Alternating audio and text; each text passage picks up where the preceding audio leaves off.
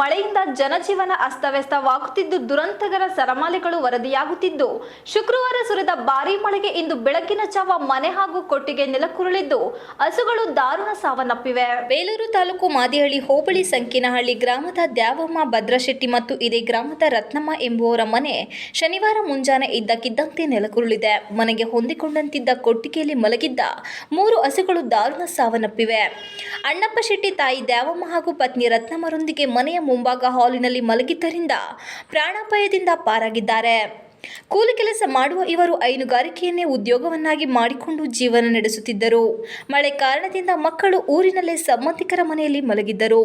ಮನೆಯಲ್ಲಿದ್ದ ಟಿವಿ ಸೇರಿದಂತೆ ದವಸ ಧಾನ್ಯಗಳು ಮಣ್ಣು ಪಾಲಾಗಿದೆ. ಮನೆ ಗೋಡೆ ನೆಲಕ್ಕುರುಳಿದ ರಭಸಕ್ಕೆ ಕೊಟ್ಟಿಗೆಯಲ್ಲಿದ್ದ 3 ಹಸುಗಳು ಸಹ ಸ್ಥಳದಲ್ಲಿ ಸಾವನ್ನಪ್ಪಿದ್ದು, ಮರಣ ಹೊಂದಿದ ತನ್ನ ಮಕ್ಕಳಂತೆ ಸಾಕಿದ್ದ ಹಸುಗಳನ್ನು ಕಂಡು ದುಃಖಿಸುತ್ತಿರುವ ರತ್ನಮ್ಮನವರ ಗೋಳು ಹೇಳತೀರದಾಗಿದೆ. ವಿಷಯ ತಿಳಿದು ಸ್ಥಳಕ್ಕೆ ಆಗಮಿಸಿದ ಬೇಲೂರು ತಾಲೂಕು ತಹಶೀಲ್ದಾರ್ ಎಂ ಮಮತಾ, ಇತರ ದಿನಗಳಲ್ಲಿ ಅತಿ ಹೆಚ್ಚಾಗಿ ಮಳೆ ಬರುತ್ತಿರುವ ಕಾರಣ ಹಲವಾರು ಮನೆಗಳು ಮತ್ತು ಕೆಲವು ವಸ್ತುಗಳು ಹಾನಿಯಾಗುತ್ತಿದೆ.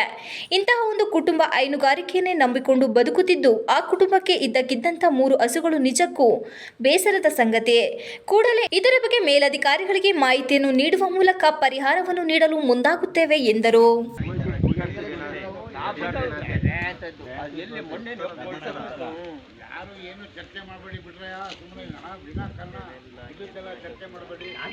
ಚರ್ಚೆ ಮಾಡಿ ಮಾತಾಡೋಣ ಏನು